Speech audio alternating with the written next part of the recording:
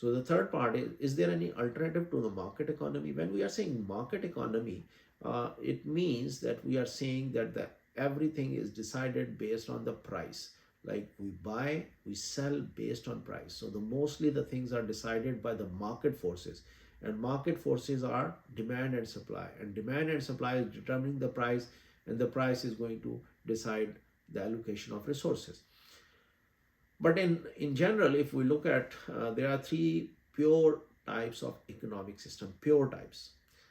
That's why I say that we see different variants of these systems. The traditional one, in which we have a tribe, the chief of the tribe, and the chief of the tribe or the elders of the tribe is going to decide many things, and people have to follow that. That's what we call it as a traditional system. But traditional system is not possible to be applicable to the large population or a big size country. It is only possible to operate within a small community, small group of people. The second one is a command system, and command system means order. Someone order and then they have to follow. Like we see monarchies in different parts of the world.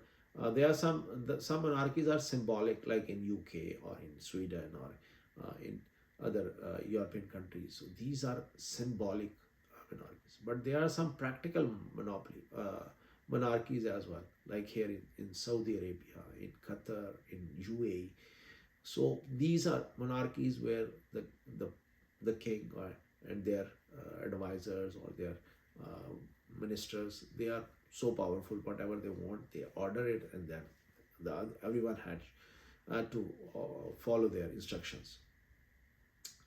So they allocate their resources by their sweet will, that which one is going to get it, what, and how they're going to allocate their resources. But the free market is that market is deciding. Market is power here. It's not the people who is in the realm of power. They are not deciding the things. The market is deciding the things. In practice, now, as I mentioned, these are the pure three types of economic systems. But out of this, nowadays, everywhere is working on a hybrid form or a mixed form or different variants of it. It's not purely possible to work under a traditional command or a free economy or a free market. So Karl Marx, the great debate, the Karl Marx in 1818 and 1873 argued that free market economies could not be relied upon to generate just a distribution of output. So that's the main objection, that the market economies are not allocating the resources just in a fairness or fairly, or there is no justice in the distribution of output. He argued the benefit of a centrally planned system. So he was in the favor of a centrally planned system.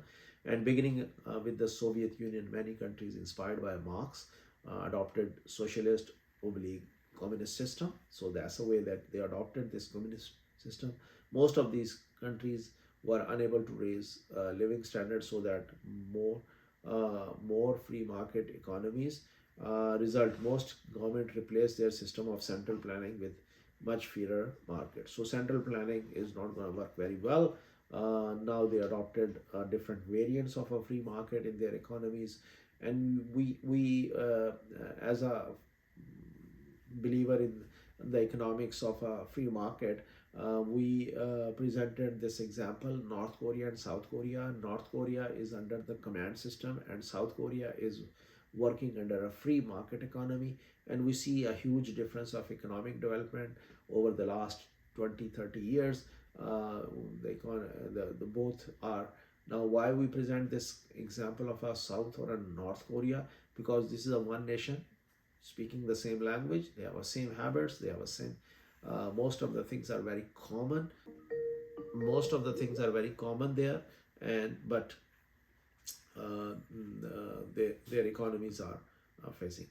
Economic needs the other social sciences. Economies has a long viewed other.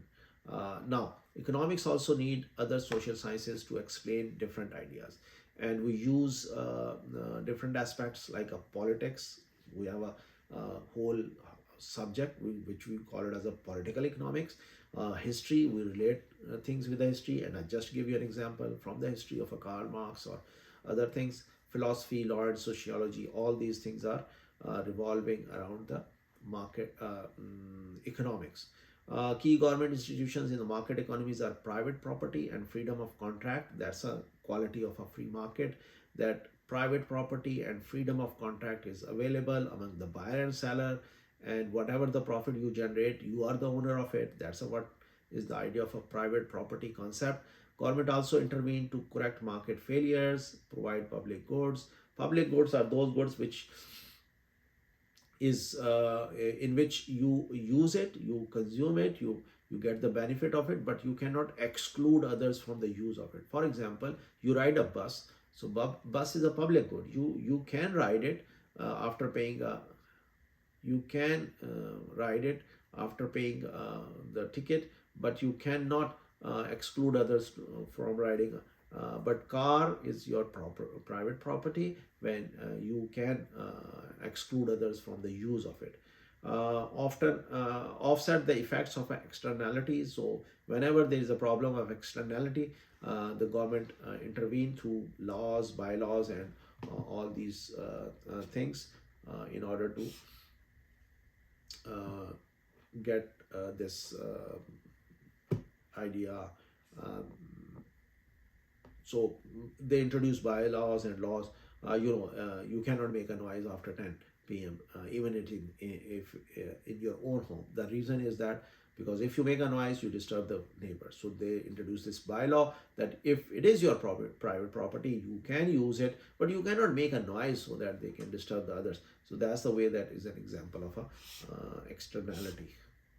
So thank you so much. I hope you like it, and this is our topic from the macroeconomics, economic issues and concepts.